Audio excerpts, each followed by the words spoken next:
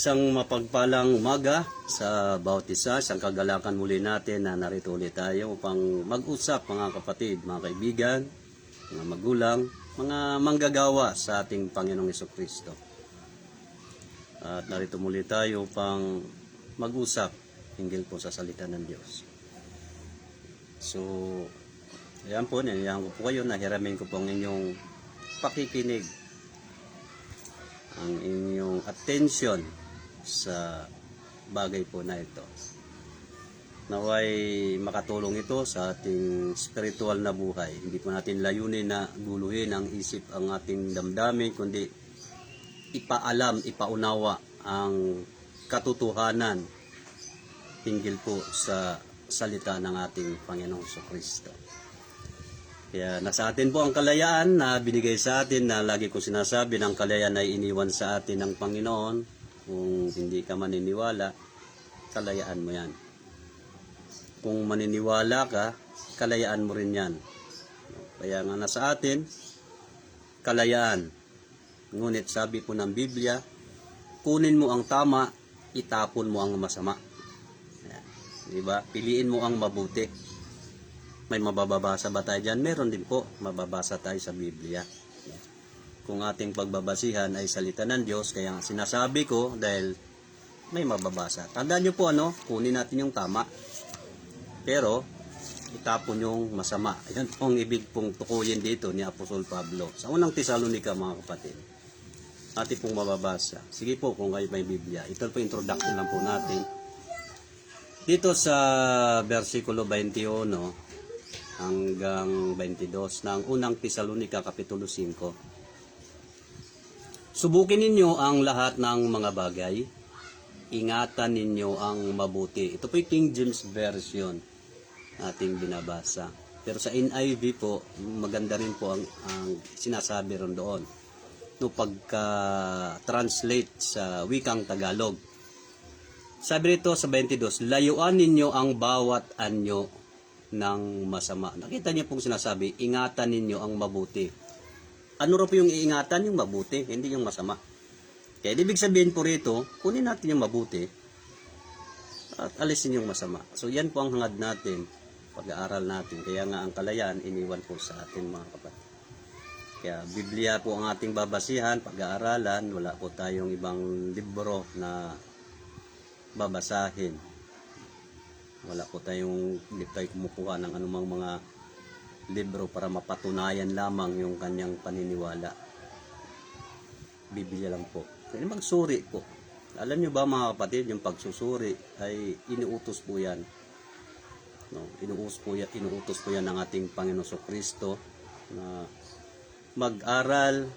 No, sapagkat iniisip kasi natin na dito po sa salita niya, mayroon tayong buhay na walang hanggan. Alam nyo po ba, sabi ni mismo ni Jesus sa John, sa Juan po ating mababasa.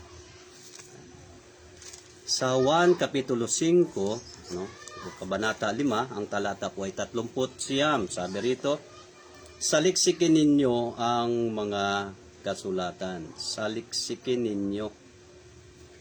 Ano sabi ni Jesus? Saliksikin ninyo. O, diba? Utos ba yun? Siyempre, nandun yung salitang command doon. Saliksikin ninyo. Hindi man siya nakikiusap, hindi man naman siya nagmamakaawa eh. Kundi sabi niya, saliksikin ninyo. Ang ano? Ang salita, no? Ang mga kasulatan. Ayan, sabi rito, sapagkat iniisip ninyo na sa mga yaon ay mayroon kayong buhay na walang hanggan. Ayan, yan po ang ating pinandigan. Kaya tayo nag-aaral, nagbabasa, dahil iniisip natin, dito ay mayroong buhay na walang hanggan. Wala na pong ibang aklat na nagsinasabihan. Ito lang po ang Biblia. Dito po, mayroon tayong matutunan, at kung iyong sampalatayanan, magkakaroon ka ng buhay na walang hanggan. At ang mga ito ay siyang nangagpatotoo tungkol sa akin. Kaya nga ito pala, yung buhay na walang hanggan ay ang tinutukoy roon, ang pinatutuhanan dito ay ang ating Panginoong Kristo. Wala nang iba. Yan. So, yan po ang ating pinandigan, mga kapatid, no? Sa ating pag-uusap ngayong umaga. Habang nag-uusap ka, o marahil nagkape ka na. Nagkape-kape ka na dyan.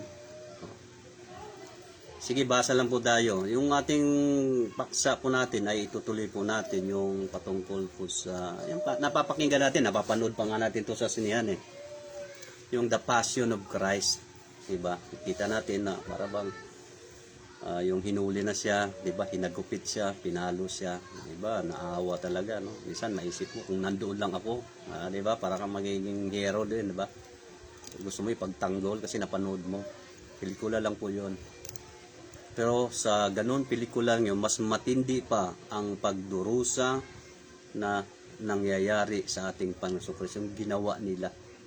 Mas makasahol pa roon, mga kapatid. Kung katotohanan lang po sa ginawa nila. Dito po ulitin natin yung talata sa Lucas chapter 24. Ito po yung ating mababasa, mga kapatid. Sabi rito, ang talata po ay 7, na sinasabi, kinakailangan na ang anak ng tao ay ibigay sa mga kamay ng mga taong makasalanan at ipako sa krus at magbangon muli sa ikatlong araw. Meron na po siyang pahiwatig, no?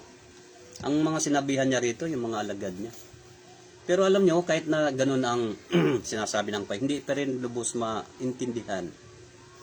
No, yung mga sinasabing kailangan ng tao ay ibigay sa mga makasalanan at ipako sa krus. Alam nyo ba, mga kapatid, ito po yung pangyayari noon. Alam mo kailan nila na naintindihan yung mga sinasabi ng Panginoon Kristo nung mabuhay na magmuli si Jesus. Doon nila naunawa yung sinasabi niya. Dito mismo sa Biblia ating mababasa, mga kapatid. Tingnan niyo po. Sa John chapter. Yan, sa Juan kapitulo. Yan. Babasa tayo. Chapter 2. Yan. Dito tayo para medyo maganda ang maliwanag. Yan. Chapter 2. Yan, mga kapatid, no. Ang talata po ay 18 hanggang 20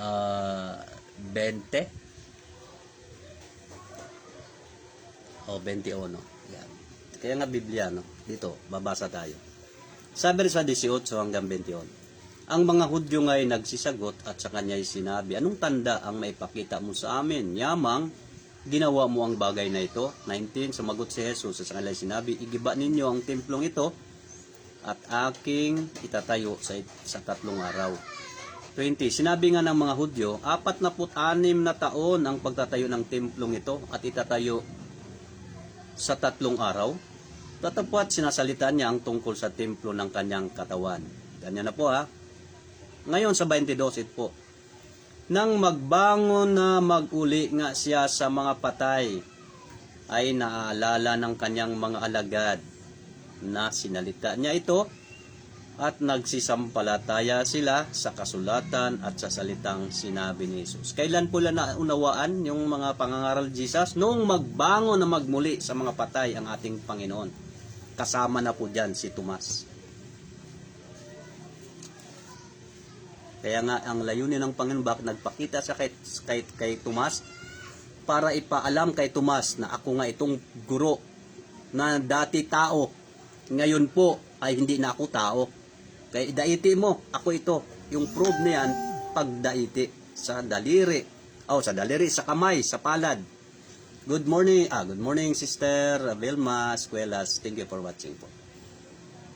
Minsan tayo, may ano po, bibisita ako sa inyo kung lulubin po ng Diyos, no? Kung papayag po kayo, no? Dadalaw po tayo sa inyo. Gusto ko kayo madalaw, no? Ni mister mo, yung mga anak mo. So, ayan po. At dito natin makikita, kailan nila naalala? Nung magbangon na si Jesus sa mga patay. Kaya may encounter nga doon, no? Patungkol doon sa pagtatayo ng templo. Alam niyo, makikita mo roon, yung pagkakaunawa ng mga Hudyo at ng mga Pariseo, yung pagtatayo ng templo, literal, physical. Hindi lang naintindihan yung sinasabi naman ni Jesus, spiritual. Biro mo, 46 na taon naming, no, tama ba? Sabi rito, 46 na taon, 46 years ang pagtatayo ng templo. Di ba? Literal yan. 46. Kumbaga, 1914 tinayo ito. Yung building na yan, yung gusali na yan, tapos itatayo mo 3 araw. Hindi kasi sila naintindihan eh. Hanggang ngayon, hindi nila naintindihan. Akala yung tinatayo nila na pagsamba na yan ay tinayo ni Kristo. Hindi po magtatayo si Kristo ng building. Ang tatayo niya, sabi nga rito, datapwat sinalita niya ang tungkol sa templo ng kanyang katawan. 21. O, di ba? Pinaliwanag. At yung bagay na ito, naintindihan na ng mga apostol eh. Nung magbango na magmuli ang ating Panginoong Hesukristo. So, ayan po ang ating pag-usapan ng mga kapatid. No? Kaya nga, laging sinasabi sa Bible na bibigay yung anak ng tao sa mga makasalanan at siya ay ipako sa krus at siya ay mamatay at mabuhay na magmuli. So, ayan po yung mga pahiwatig ng Panginoong Kristo. Hindi lang maintindihan pa yun eh, no? Hindi pa talaga lamitan yung actual na kasama pala si Jesus. So, una, no, yung sa Passion of Christ, no? Ang ibig sabihin po ng passion ay yung pagdurusa. O ano pa bang ibig sabihin nun? Ay pasakit, no? Pasakit. Pagpapakasakit ni Jesus Christ. Kaya nakapaloob doon yung salita noon, pag-ibig. Ginawa niya ito dahil sa pag-ibig. Tiniis niya ito dahil sa pag-ibig ng Diyos sa sanglibutan. Tignan niyo po, hindi po kayang tumbasan ng tao. Yung ginagawa nila sa pagdating ng Semana Santa o Kwaresma, mayroong nagpapanata na magpapako daw siya sa cross. Hindi po ganon. Hindi po yan iniutos ng Diyos. Tinapos na po. Wala pong makakagaya sa ginawa ni Kristo. Mga kapatid. Kasi ang ginawa niya, hindi lang para sa iilan. Ginawa niya ito para sa buong sanlibutan. Yung pagdurus at pagpapakasakit. Kaya bahagi na po sa buhay natin na tayo pa'y nakaranas ng pagdurusa, pagpapakasakit. Bahagi po yan sa ating buhay sa mundong ito. Yan pong ibig sabihin ng passion. May kalakip po dito na pag-ibig na tunay ng agape love ng Diyos sa tao. Hindi pwedeng ganun-ganun lang, gaya-gayahin natin. Hindi po. Kaya po, una na ating ito tinutuloy lang po natin yung ating paksa nung nakaraan. Una, bilanggit doon, Jesus arresting without a cause. Inaresto siya na walang kadahilanan. Diba?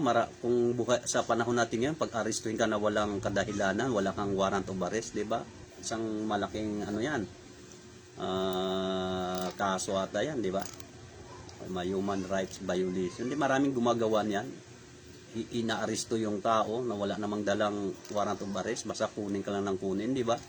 Dami ng mga natanggal ng mga pulis na yun, mga abusado eh. Ginagamit yung kailang kapangyarihan, otoridad nila, kahit na wala labag na sa batas, ginagawa nila. Diba? Ito po yung nangyari kay Jesus. Sino po ang naguli? Sino po ang nagutos? Ayan, yung mga pariseo, yung mga eskriba, kasama yung mga kawal Romano. Ginamit yung isang alagad ni Jesus ng pangalay Judas Iscariote. Hindi nga nila mahuli-huli pa dahil hindi nila makilala kung sino si Jesus diyan. Dahil marahil, tingnan niyo po yung suot ni Jesus, para-pareha sila lahat.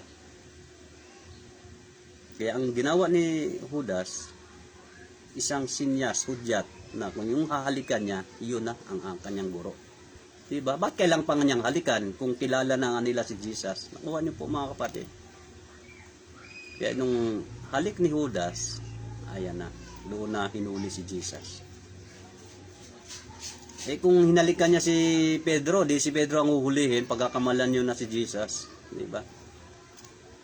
Dahil lang sa salapi, binenta niya, pinagpalit niya ang kanyang mabuting guro sa 30 putol na pilak, 30 pieces of silver. Sipin mo yan ha, literal yun ha, binenta si Jesus Christ. Lalo na ngayon, pinagbibinta, mukha raw, ito raw si Jesus, ito raw yung bata pa siya, yan tawag Santo Niño, Senior Santo Niño.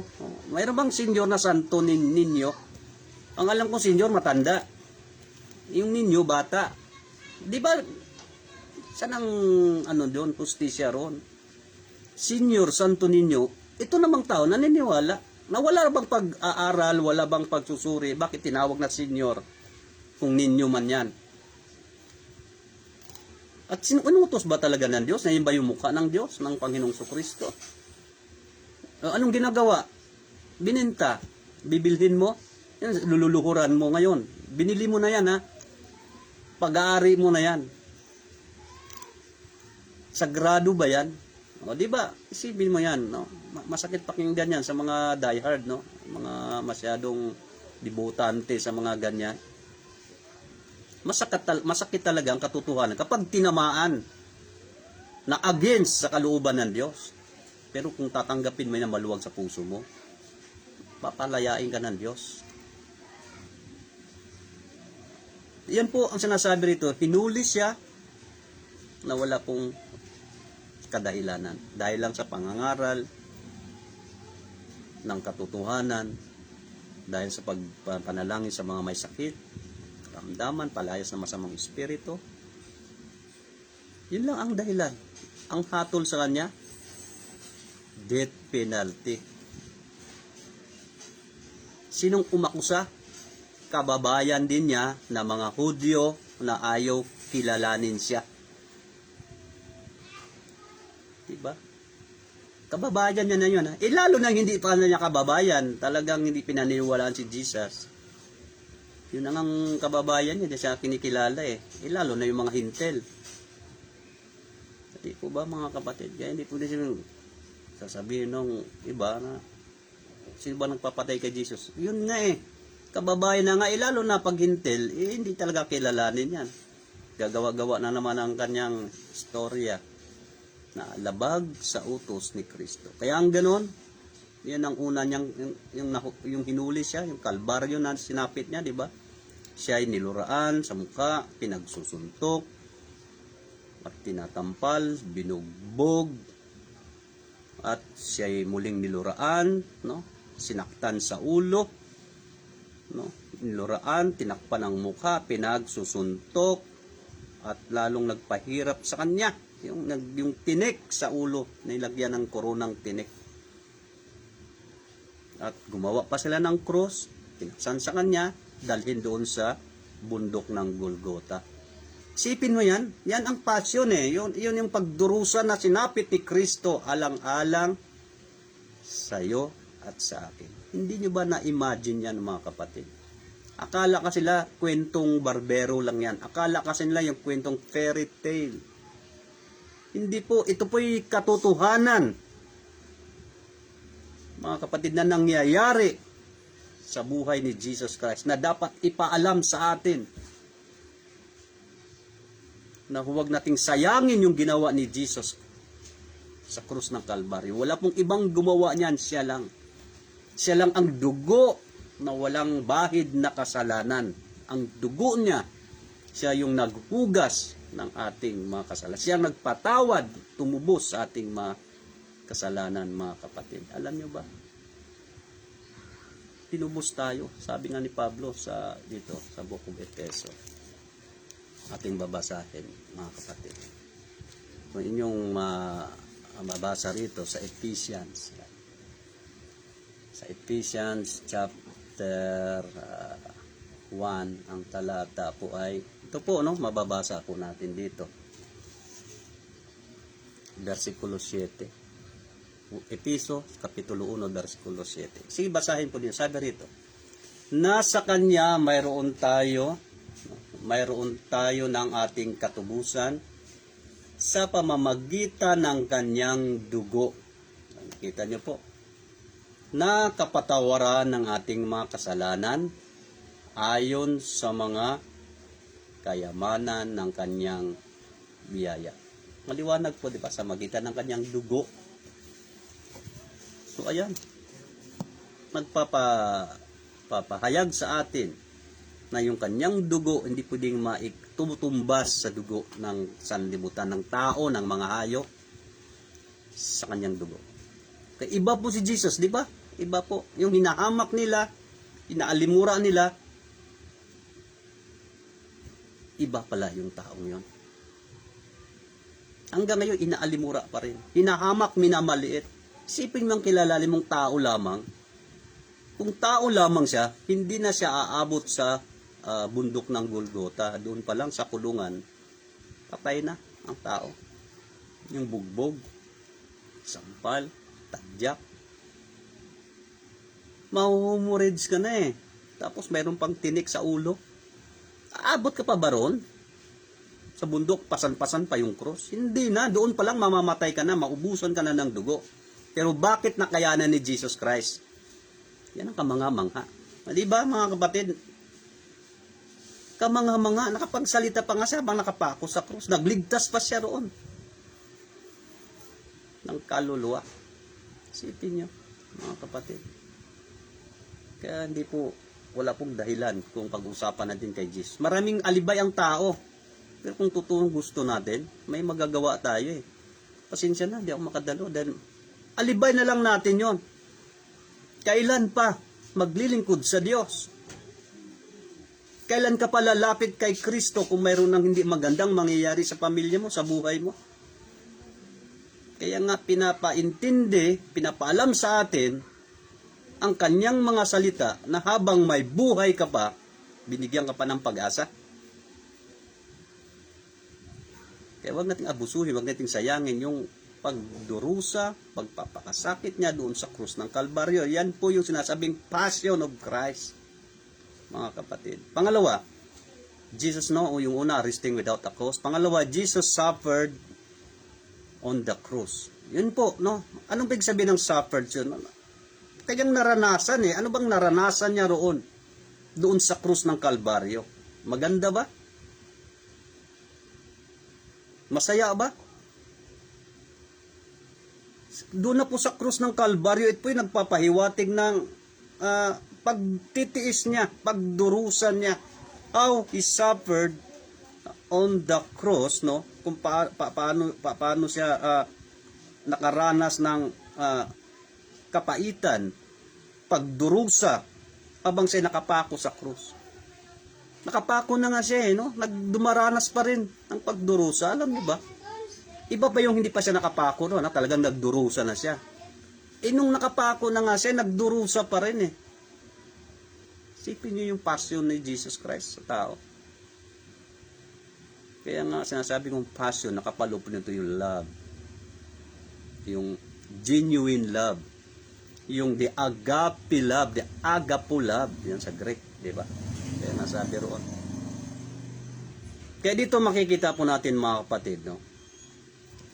Kahit na nga siya, no, nakapako sa krus, no, nakita mo yung yung pagdurusan niya, di ba? Kaya nandoon yung sinasabi nating huling wika ni Jesus, yung 7 huling winika niya habang siya nabubuhay pa. Kaya hindi nga, yung iba naman, mga pastor, mga ngaral, hindi raw yung 7 last word, 7 saying. Tignan mo mga tao na ito, maiba lang sila eh, no? Kaya nga last word, kasi huling salita niya na, yung habang siya nabubuhay pa bilang tao, yun po yung sinasabing huling wika niya. 7 saying. Ano ba yung saying? Di ba salita? Yung mga, nagtataka rin ako sa mga pastor-pasturan din ito eh. Nakakalungkot din, no? At mga membro naman, basta, hindi ko nga maintindihan, nagsusuri ba itong mga ito? Mali po eh. Alam mo, may kinalaman ng kaligtasan sa atin kung sino yung nagtuturo. Alam nyo ba? Ulit-ulit natin sinasabi. Tapos, iimin-imin tayo. Kaya yung salitang imin, mga kapatid, sagrado yan. Hindi yan basta-basta binabangkit sa kalukuhan. Ginagamit yan bilang pagsang-ayon mo sa kung anong napakinggan mo sa salita ng Diyos. Meron nga pakinggan, nangangaral eh. Hindi mo, no? Ginahasa sila, pinatay, amen. Ginahasa, pinatay, amen. Di man papakinggan mo yung mga pastor na yan na para bang, iwan ko kung na inutusan lang, sabi nga na inutusan lang daw ng suka, pag uwi, pastor na. Kaya hindi alam ang pinagsasabi eh. Hindi naman sinasabi roon ang salita ng Diyos, pag luwalhati kay Kristo, amen, amen. Pinatay, amen. May ginahasa, amen. Ano yan? Tapos, praise the Lord. Diba? Nakita mo yung salita na yan? Kaya hindi pwede pong magsalita tayo ng ganun, mga kapatid. No? Tignan po natin. Pinagmumura pa rin siya. Nang isa na nakapako doon, minura na nga siya sa mga tao na humahamak sa kanya, pati yung nakapako, minura pa rin siya. Dito, basahin po natin, mga kapatid. Sa Marcos. Ano naman, no? Ang tindi naman talaga ng pagdurusa na ginawa sa ating Panginoong Kristo. Grabe. Tingnan niyo po. Sabi roon, pinura siya, no? Ang mga nandoon, mga Parisiyo. Sa 31, basahin po natin. Mark chapter 15 verse 31. Ganyan din naman ang mga pangulong saserdote, pati ng mga iskriba, siya'y minumura. Yan, may word na po yung minumura, na pinagsasalitaan sila na sinasabi, nagligtas siya na sa mga iba, sa kanyang sarili, ay hindi makapagligtas. Kita nyo na po kung paano nila ang tawag nito, paano nila ginagawang hindi ka nais-nais. May tawag ba nito? Ginawa nila na nawala sa isip ko yun. Walang hindi makatarungan. Hindi naman makatao. Lalo na hindi makadiyos. Nang ginawa sa kanya. Nilait-lait na, minumura. Di ba mga kapatid? Patakot-takot, nakapako ka na nga. Niinsulto ka pa. So, ayan, na ating makikita ang mga kapatid. No? Kaya isipin lang po natin, no? I-imagine lang natin, ilagay sa isip. No? Kaya nga, mindset lang po, mindset. Lagay mo sa isip mo yung ginawa ni Jesus Christ para sa atin. Hindi ba nadama? Hindi ba na-feel? Hindi ba ganun po ang ibig ipakita rito? Kung na-feel mo, kung talagang ikaw ay nasa puso mo ang Diyos, sumusunod tayo sa utos na sinasabi ni Jesus Christ. Kung mahal mo nga siya, di ba maliwanag naman sinasabi sa Juan 14 versikulo 15, kung iniibig ninyo ako, tutuparin nyo ang aking mga utos. Ang liwanag naman po mga kapatid. Kaya nga sinasabi natin na parang ginagawa na lang kwentong barbero o parang fairy tale ang buhay ni Jesus Christ. Kaya ganun sila, hindi nila sinusunod. So ayan mga kapatid, no, Jesus suffered on the cross. Pati sa pagpako sa cross, andoon na naman, di ba?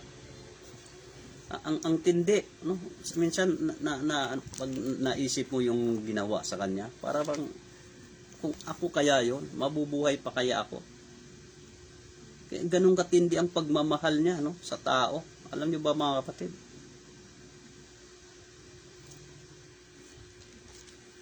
Ang tindi ng nangyari sa ating Panginoong Jesucristo. Kaya ba natin? Kaya ba natin na gawin yung ginawa ni Jesus Christ? Di ba hindi? Kaya pangatlo, no? Paano yung sinasabing Passion of Christ? Hindi lang sa sine mo napanood yan. Awang-awa tayo sa ginawa sa kanya. Pelikula lang yon. Pero dito sa Bible, makikita mo talaga yung damdamin ni Jesus Christ sa tao. Kaya nakuha niya pang magpatawad eh. Diba? Yung unang sinalita niya, nung makita niya ang mga tao, hindi siya naawa sa sarili niya, naawa siya pa sa tao. Pinagtanggol pa niya ang tao. Alam mo sabi niya? Oh, dito po tayo. Para malaman po natin, mga kapatid, sa Mateo. Ano ang sabi niya? Ayan, dito po sa chapter 27. Tama ba? Okay.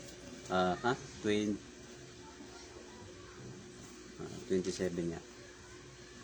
Babasa tayo, mga kapatid, no? Kaya nga sinasabi natin sa Mateo. Ayan. Mateo.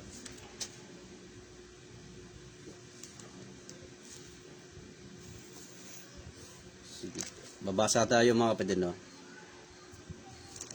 Mateo. O sa John. John ba yun? Okay. Yan nga. Ito, Bible po ako ito, mga kapatid, no? Dito tayo. Oh, na ating binabasa rito. Kaya hinahanap natin. Kaya wala po kasi akong ditong kudigo. No? Okay. Dito tayo sa Lucas. Lucas pala, sorry. Lucas 23. Di ba?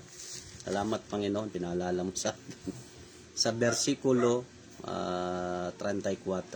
Ayan po, mga kapatid, no? Ayan, no? Ayan, kita niyo po.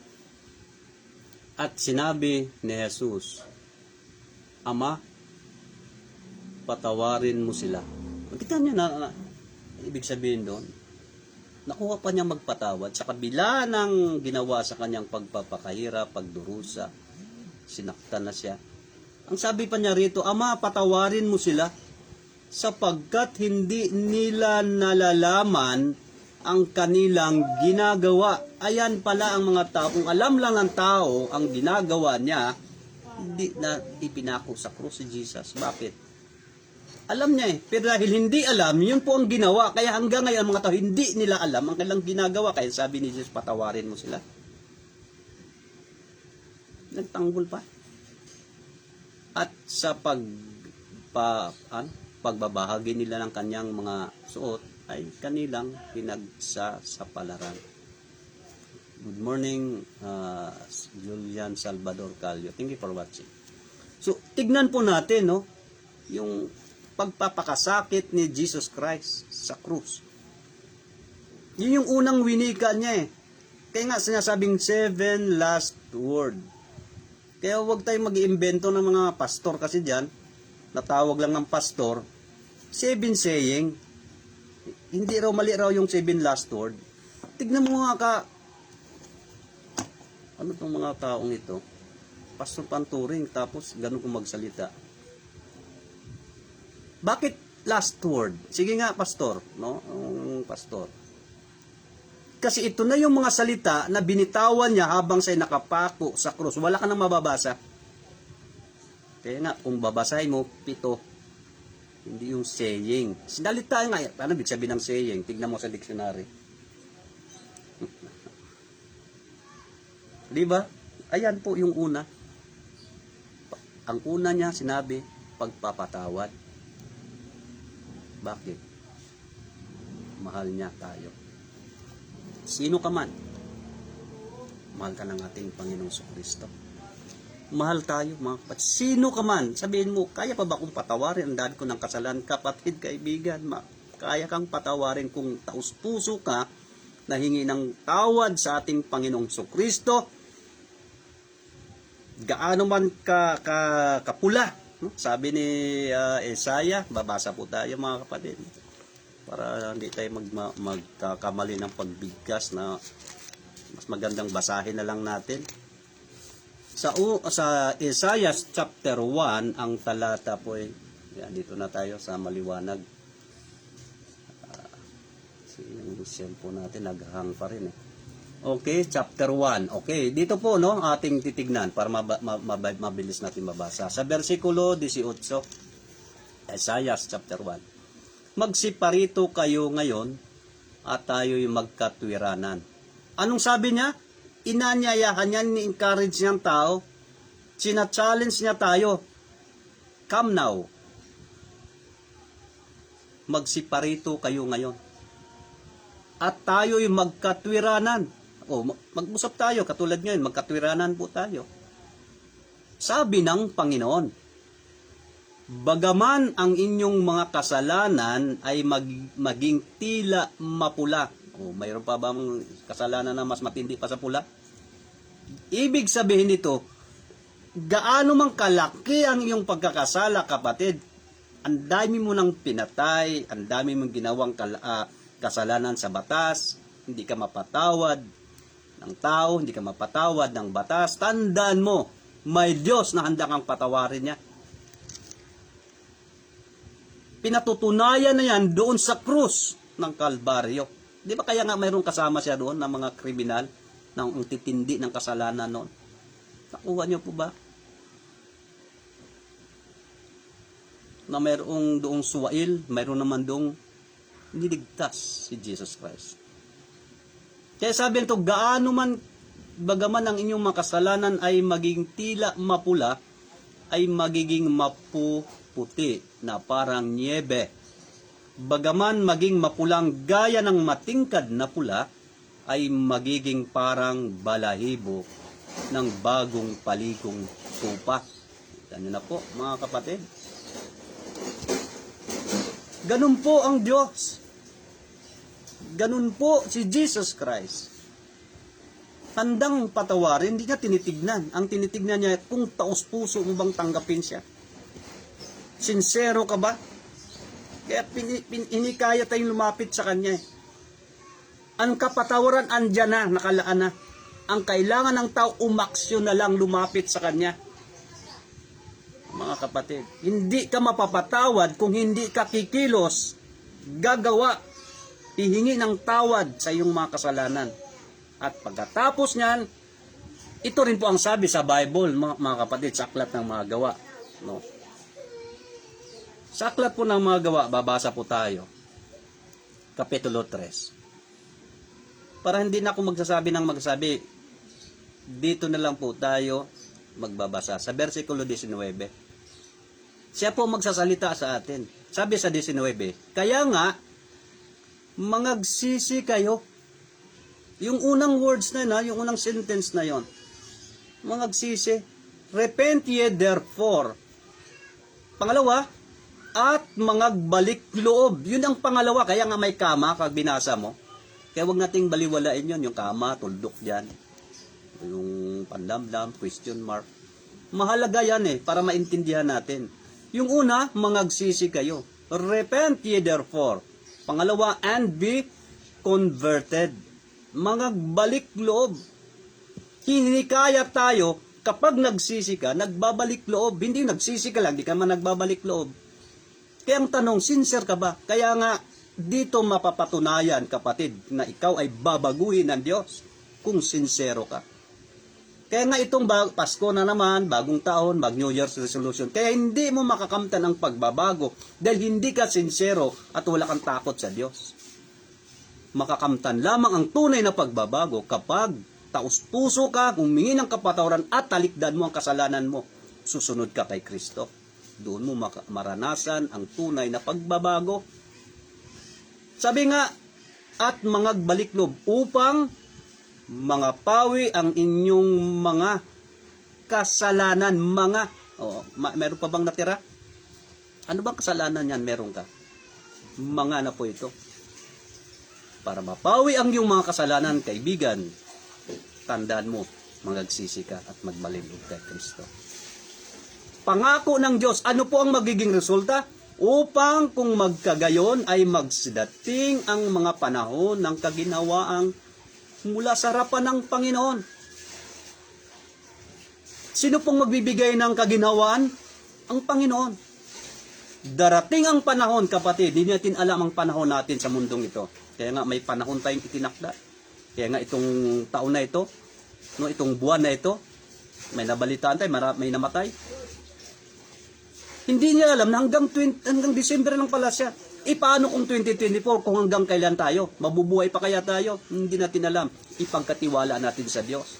Pero ang tinitiyak ko, dumating mga panahon yan, darating ang kaginawaan natin mula sa harapan ng Panginoon. Bakit? Nagsisika at nagbalik loob sa Kanya. Yan ang ibig sabihin dito, mga kapatid. Hindi pinag-uusapan ito, anong reliyon ka, anong grupo ka? Grupo ka ng INC? Wala pong kinalaman ng Diyos yan. Yan na nga ang labag sa utos ng Diyos yan. Sabihin mo, ligtas kapag pumasok ka. Hindi pa kapag liligtas yan, pera ang habol dyan. Diba? Kung paano ka pipigain sa pagbibigay para sa kanilang chapel, kapilya. Wala namang pagbabago ng buhay. Pero dito, mga kapatid, babaguhin ka ni Jesus Christ. Yung totoong Hesus Kristo. Kaya anumang kasalanan meron ka, kaya kang baguhin. Huwag mong pakinggan ang tao. Hindi ka mapatawad ng gobyerno, hindi ka mapatawad ng lipunan, kaya kang patawarin ng Diyos. Ganun po ibig sabihin yan, mga kapatid. Yan po ang pangako ng Diyos. Kaya tayong patawarin kung hingi ka lang ng tawad, mga kapatid. Kaya nga yung nakapako, yun po yung halimbawa, anong sabi roon kung sa tagpo na yon? Titignan natin. Sa Lucas din po. Dito naman sa Lucas yan. Dito makikita mo yung tagpo riso, Lucas chapter 23. Ayan. Tingnan mo kung gaano katindi yung kasalanan ng mga taong ito. Kung inyong makikita. Okay. Dito po. Tignan natin dito, Sabi rito, ito po yung encounter habang nakapako sila sa krus. Kasi nung isa, dalawa kasi yun sila, yung sa kaliwa, iniinsulto pa si Jesus. Tingnan mo tao na ito, mamamatay na. Nang iinsulto pa. Ganun pala ang tao, Mayabang pa rin. Mamamatay na nga, ayaw pang magpakumbaba. Kaya hindi lahat ng mamamatay, magpakumbaba. Mayroon pa nga mayabang talaga dyan. Sabi rito, sa versikulo 39, at siya'y inalipusta ng isa sa mga tampalasang nabibitin na sinasabi, hindi baga ikaw ang Kristo? Iligtas mo ang iyong sarili at kami. Tignan mo yung kalapastangan nitong taong ito. Hinamon pa si Jesus, iligtas mo ang sarili mo. Gusto niya makita personal, to see is to believe, na aalis nga si Kristo sa krus, ililigtas niya, yung pong gusto niya makita yung kaligtasang literal, na bababa si Kristo sa krus, O yan, tinanggal ko na parang superhero. Para bang yung mapapanood mo lagi sa palabas na yung si Carlo Dalisay na walang kamatayan. Dami bang, di ba, umiidolo. Pelikula lang yon. Di ba? Babarilin ka na, dahil yung bumabaril sa iyo, pero hindi ka tatamaan Pero isang baril niya, sa lahat. Diba? Ayan, hindi po yan. Ito iba, sabi niya, iligtas mo ang iyong sarili at kami. Kung ikaw ba naman, kung iligtas, iniinsulto ka pa, iligtas mo ba kaya yan? Bahala ka sa buhay mo. Diba? Pero ito matindi, nang insulto na nga, gusto pa, damay pa sa ililigtas sa literal, Sa 40, dapat sumagot ang isa. Tingnan mo yung isa naman, sila yung katatalo Dinipinsahan niya si Jesus, tingnan niya po. Datapwat sumagot ang isa. At pagsaway sa kanya ay sinabi, hindi ka ba baga natatakot sa Diyos? Ang gandang salita yon. Hindi ka ba baga natatakot sa Diyos, kaibigan? Bakit ka gumagawa ng pagkakasala? Parang ganon. Yamang ikaw ay nasa gayon ding kaparusahan. Pareha na nga sila mamamatay. Sinawan niya yung isa.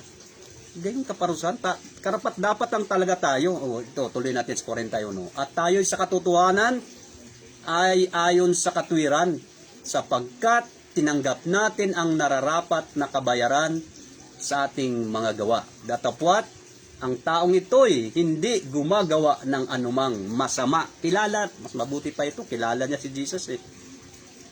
Di mo, kriminal na yan ha, masamang tao. Pinagtanggol niya doon sa isa na napakasalbahe. Hindi ka ba natatakot sa Diyos? Nagsasalita ng yan na alam mo ang taong to'y walang kasalanan, nararapat lang tayo tumanggap ng pagkakasala. Tinanggap niya, inamin niyang siya ay makasalanan. Doon pa lang niyo makikita, umamin ang taong to'y makasalanan. Nangangahulugan na pinagsisihan niya yung kanyang ginawa. Tanggap niya na ang parusang ito dahil karapat dapat. Tignan mo, hindi pala lahat ng mga gumagawa ng krimen ay masama. May puso pa rin yan, may takot sa Diyos. Pero lahat talaga niyan salbahe. Walang puso. Gano'n lang pumatay. Nakaw. Manakit ng kapwa. Ito, pinagtanggol niya si Jesus. Sabi niya, ang taong ito'y hindi gumagawa ng anumang masama. Sinabi niya kay Jesus, tao ha? Hindi naman sinabing tao lamang. Kaya yung tao, pagiging tao, hindi lang po nababasa sa Juan 8:40. Ito rin, yung kriminal ha, mga INC. Kasi nasa tao nga siya nakapako sa krus, pero hindi po yung ang pananaw ng isang kriminal na ito. Bakit? Tignan niyo po. At sinabi niya, sinong kausap niya na ngayon? Si Jesus. Alalahanin mo ako pagdating mo sa iyong kaharian. Kung tao lamang siya, bakit siya magsasabi, alalahanin mo ako pagdating mo sa kaharian, tao ka lang. O, diba? Dahil unawa niya kung sino yung si Jesus Christ. Hindi yung tao lamang. Wala namang binanggit. Ang taong ito'y hindi gumagawa ng anumang masama. Yung founder niyan, gumagawa ng kasalanan, kasinungalingan di ba? Yung mga reliyon na yan. Ayan, nagarilyo, nagmumura, susugal. Karaniwan lang sa kanila yan, yung paninigarilyo. Tingnan mo mga pilosopo. Wala kang mababasang salitang nanigarilyo. Kita mo niya. Mga ganun mga pilosopong wala sa lugar. Tapos ikiklim, ligtas. Di ba? Ang daming nabubulan niya, ang daming nalilinlang yan Yung relihiyon na yan, mga antikristo kasi. Tingnan niyo po ang sabi rito. Nakiusap pa siya alalahanin mo ako pagdating mo sa iyong kaharian. Alam ba niya na may kaharian si Jesus? First time mo lang magkita. At kung isipin kung literal mo, paano ka maging hari nandiyan ka nakapako kasama kita Pero bakit niya sinabing alalahanin mo ako pagdating mo sa iyong kaharian? Iba kasi ang kanyang thinking, yung mindset niya. Kaya sa mindset ng isang taong kriminal, ang mindset niya iba. Itaong ito, bagamat nagkatawang tao, ay iba siya. Meron talaga siyang kaharian. Yan yung unang pangaral ni Jesus Christ sa Mateo 4:17. Repent! Magsisi kayo sapagkat narito na ang kaharian. Kita mo na, yung binanggit yung kingdom. Ito yung natatak sa isip ng taong ito. Good morning, Libby Alimba. Okay. Thank you for watching po. Ayan. Sabi ng Panginoon, nireject ba? Tinanggihan ba niya? Ano sabi ni Jesus sa 43? At sinabi niya sa kanya, sinong sinabing kanya? Si Jesus. Sinabi niya sa kanya, katotohanang sinasabi ko sa iyo. Sa English po, mababasa natin yung word na Jesus. And Jesus said unto him. Dito sa Tagalog, walang binanggit. Niya po ang binanggit dito, niya. And Jesus said unto him, verily I say unto thee, today shall thou be with me in paradise. Sinabi ba ni Jesus, sandali, usap natin ng maayos. Kita mo nakapako nga ako sa krus ililigtas pa kita. O sinasabi, ay hindi pwede. Makasalanan ka Ang laki ng kasalanan mo sa lipunan, no, sa gobyerno, no, sa tao, laki ng kasalanan mo. Parang hindi man sinabi niya. Anong sabi niya, mga kapatid? Hindi niya naiinisip kung gaano kalaki ang kasalanan mo. Basta sincere ka, tapos pusong humingi ng kapatawaran, sabi ni Jesus. Ngayon din, ngayon, walang din pala. Ngayon ay kakasamahin kita sa paraiso. Hallelujah. Praise the Lord. Amen. Kita niyo na po. Hindi niya iniisip kung anong kasalanan meron ang taong ito. Ang tinitignan niya yung present, yung ngayon. Hindi niya kalimutan yung nakaraan mo. Kaya ngayon, handa kang patawarin ni Kristo, kapatid, kung sino ka man. Kaya huwag kang mawala ng pag-asa. Mahal ka ng Diyos. Kaya nga, ibinigay ng Diyos ang kanyang pag-ibig sa sanlibutang ito. Ang sabi sa Juan, Kapitulo 3, versikulo 16, ibinigay niya ang kanyang bugtong na anak na upang ang sino man sa kanya'y sumampalataya ay hindi mapahama kundi magkaroon ng buhay na walang hanggan. Kita niyo na po ang pag-iibig ng Diyos. Hindi natin lubos malirip ang haba, ang laki ng pag-ibig ng Diyos sa sanlibutan ito. Ang isip natin ay may limitado lamang sa pag-ibig ng Diyos.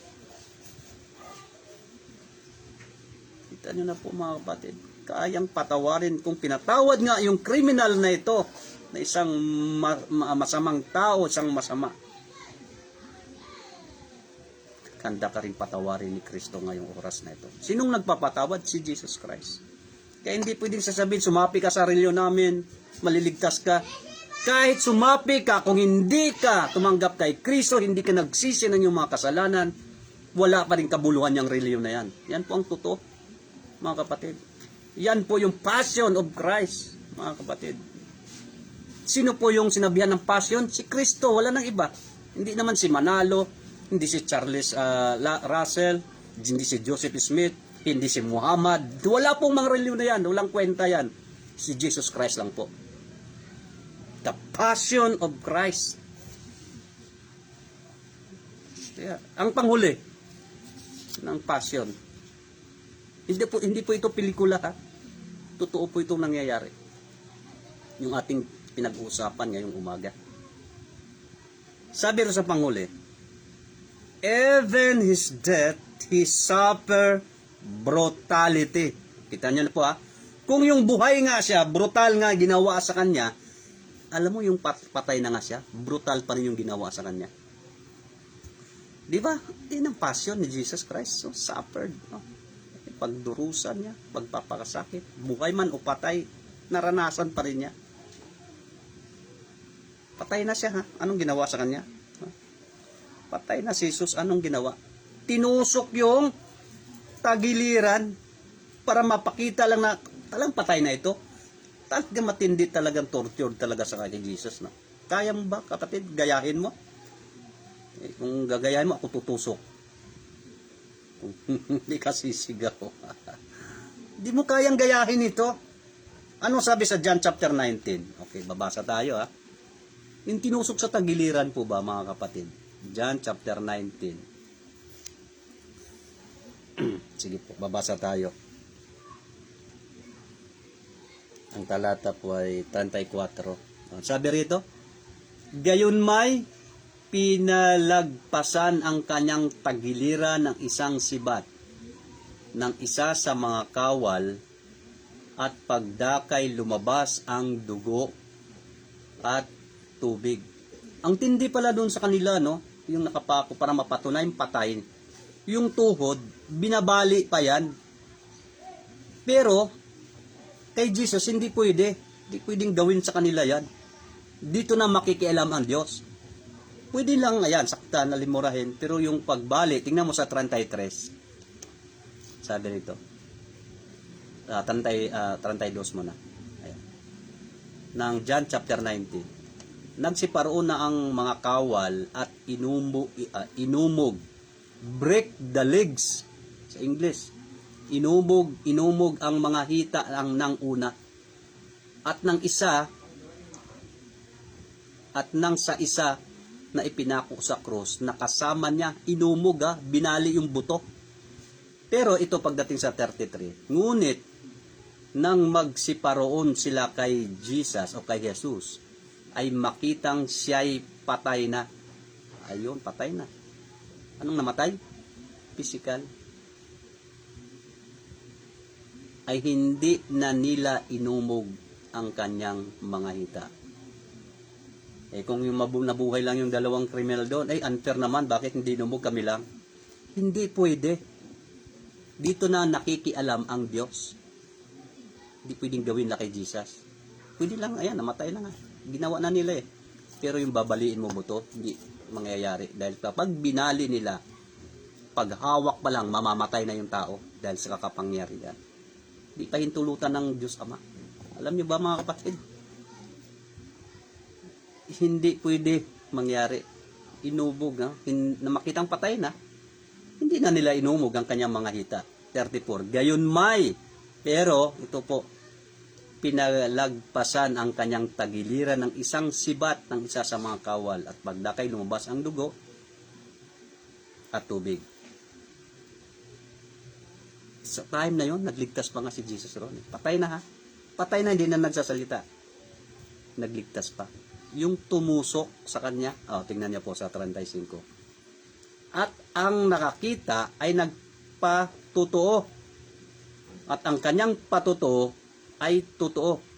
At nalalaman niyang siya'y nagsasabi ng totoo. Upang kayo naman ay magsisampalataya. Ayan. Kita niyo na po. Kaya nga totoo yung mga sinasabi ni Jesus. Nagsasabi siya ng totoo.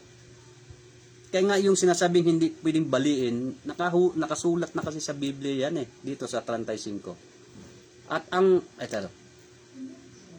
sa 36 ng John chapter 19. Sapagkat ang mga bagay na ito ay nangyari upang matupad ang kasulatan, ni isa mang buto niya'y hindi mababali. Kita niyo na po, hindi na pwede na. Kasulat na yan Tapos sasabihin mo, tao lamang. Diba? Iba talaga si Jesus Patay na, nagligtas pa. Nagbago pa ng buhay. Praise to the Father. Diba? Kaya nga, ito po yung mga sinasabi natin na ang Diyos handang magpatawad sa atin. Gawin niya ang lahat, ginawa niya ang lahat para tayo makapanumbalik. Kaya ito po yung sinasabi natin mga kapatid na sino ka man, anong lahi ka, kapag magpakumbaba ka, gaya ng isang kriminal, nagpapakita rito, nagpapakumbaba siya, hindi siya nagmamataas. Siyang kamatayan mga kapatid, wala kang madadalang anumang bagay. Sarili mo ang haharap sa hukuman ng Diyos. Kaya ngayon pa man, may pag-asa pa. Manumbalik ka, magsisi ka ng iyong kasalanan, kapatid. Manumbalik ka kay Kristo para sa darating na panahon, matatanggap mo ang kaginhawaan mula sa ating Panginoong Hesukristo. Ayan po ang Passion of Christ. Hindi nyo ba ilagay sa isip mo, sa damdamin mo, kung gano'n ang hirap na tinis niya alang-alang sa iyo at sa akin. Yan ang sinasabing alalahanin. Isipin natin yung ginawa, hindi yung isipin yung kailan siya pinanganak. Diba? Ngayon ba nagsisikap na kailangan makabili akong pang Noche Buena. Kailangan may handa kami, bilog na prutas daw. Harap may mga Christian pa rin ang kasabing Christian, bibili ng bilog na prutas kasi naniniwala sa pungsoy. Sa mga sinasabi ng mga incheck. Yung mga incheck na yan, mahilig yan sa mga dragon yan Yung mga Chinese na hindi pa napapalaya, hindi nakakilala kay Jesus Christ, Buddha, Marami naman mga Chinese na born again, nakakilala kay Kristo. Naging faithful sila lalo sa giving. Yan, naligtas. Pero yung iba, ay nakakalungkot. Itong mga born again na hindi ma-inject, bibili ng mga prutas, 7. Ibang klaseng prutas. Paniniwala ni. Ano nangyari sa kakabili mo? Sinong siniwerte? Ayun, mga tindero. Tapos mga prutas, hindi naman nakain, nakadabulok. Ipamigay nyo lang sa akin, kakainin ko yan. Kaya ako, nagtas ko, maghanda-handa. Para ka nagpipiesta lang yan eh. No? Fiesta, hindi ka nga niliwala sa fiesta, pero naghanda ka naman pag Christmas, ganun din. Lumastos ka pa. Tapos hindi ka mabigyan ng regalo, malungkot. Kaya nga ang kanta nito, ang Disyembre ko ay malungkot. Di ba? May mga kantang ganun eh. Disyembre niya ay malungkot. Dahil nag-iisa lang siya. So ayan po mga kapatid, no? Masaya lang po tayo. Isipin po natin, yan po ang gusto na ipakilala sa atin. Alalahanin mo yung kanyang kamatayan, yung kanyang ginagawang passion doon sa krus ng Kalbaryo. Hindi yung abala ka pagbuo ng Christmas tree, bibili ka ng mga Christmas light, nagmukhang kabarit na yung bahay. May kuti-kutita, mapipil daw yung Christmas, spirit of Christmas. Pati ba naman yung spirito? Ay, hindi spirito ng Christmas. Spirit ng pagano yan. Oh. Signs of idolatry rin yan eh. Nung unang hilig ko maglalagay-lagyan ng ganyan kasi nga pag nakita mo parang saya-saya. Ang saya-saya. May mga 'di ba, mga dekorasyon. Tapos pag hindi na Christmas, aalisin mo rin. Ano ibig sabihin yan? Sige nga. Dahil sineselebrate mo their birthday, nakikimpromise ka pa rin. Compromise din yan eh. Ano sinasabi? Kulang na lang si Santa Claus, ilagay dyan eh. Hindi ka nga niniwala kay Santa Claus. Santa Claus. Santa, pero lalaki. Hindi mo, kakamangmangan. Sunod ang sunod, bibili ka ng si lalaki, mataba. Bibigyan ng regalo. Bakit yung pagbibigay ba hanggang Disyembre lang? Bakit yung hindi yung December, hindi ka ba makapagbigay? Ang pagbibigay tinuro na bukal sa puso, hindi napipilitan. Kaya yung mga taong bukal sa puso ka magbigay, hindi ka mawawalan ng biyaya ng Diyos. Totoo po yan mga kapatid. Ibibless ka talaga ng Panginoon. Lalo na kapag ang iyong tinulungan ay isang lingkod ng Diyos. Kahit malamig na tubig na ibinigay mo dahil sa lingkod ng Diyos, kaibigan, tandaan mo, hindi mawala ang ganti sa iyo ng Panginoon. Hindi kasi nagsasabi ako ng ganon. Yan po ay nababasa sa Bible, mga kapatid. Alam nyo ba? Kahit malamig na tubig, basa tayo. Para maintindihan po natin. Kasi, ang binabasyan kasi natin, no? Sa versikulo 42 ng Mateo pala, chapter 10. Tingnan nyo po Mateo chapter 10 verse 42. At sino mang magpainom sa isa sa maliit na ito ng kahit isang sarong tubig na malamig dahil sa pangalang alagad, katotohanang sinasabi ko sa inyo na hindi mawawala ang ganti sa kanya.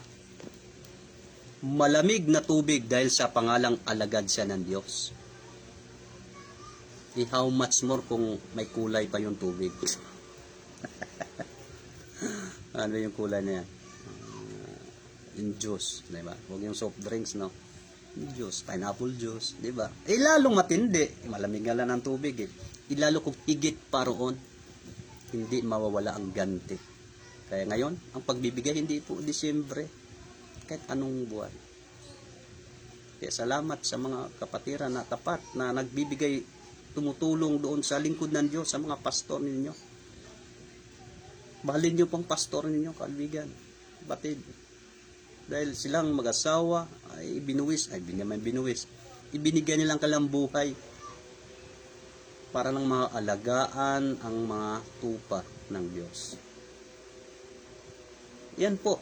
Kaya salamat sa ating dakilang Ama na naway maging masaya po tayo sa buwan na ito. Ang ba, bising-busy, Christmas party. Diba? Tapos makita lang, dami regalong dala, may iinggit. Oh, ganun bang gusto ng Diyos? Hindi po. Eh nga, hindi niya pinapaselebrate yung birthday niya. Yung kamatayan. So, ayan mga kapatid, no? Kaya nga, party-party. Ayan, ako, kung mahilig, mag-party na lang ako mag-isa. Mag-pray na lang ako mag-isa. Sasalubungin ko ang Diyos. Sasalubungin ko ang pagtapos ng taon na ito ng panalangin. Hindi paputok. Hindi naman aalis yung masamang espiritu, lalong pumapasok yung masamang espiritu. Di ba? Mali yun eh. Hindi yan, gumastos ka lang. Ibigay mo lang yan sa lingkod ng Diyos. Ibibless ka pa ng Panginoon. Kaya yan po. Salamat sa ating dakilang Ama. Saan ka man, sino ka man ngayon. Tandaan niyo po kapatid, kaibigan, mahal ka ng Diyos. Kaya nga sa mga sandaling ito, pinapaalam sa atin, anong lahi ka man. Saan ka man dako naroon ngayon. Iniibig ka ng Diyos. Iniibig ka ng Panginoon sa Kristo. Hindi man tayo magkita-kita sa lupang ito. Tandaan niyo po, sana sa langit magkita-kita tayo. Magtiwala lang tayo sa kanyang mga salita. Panghawakan natin ang salita ng Diyos. Panghawakan natin ang salita ng ating Panginoon sa Kristo. Sapagat sa salita niya, mayroong himala. God bless you all po. Pagpalain tayo ng dakilang Ama. Sumayin niyo ang biyaya at kapayapaan ni Kristo. God bless you all po. Shalom.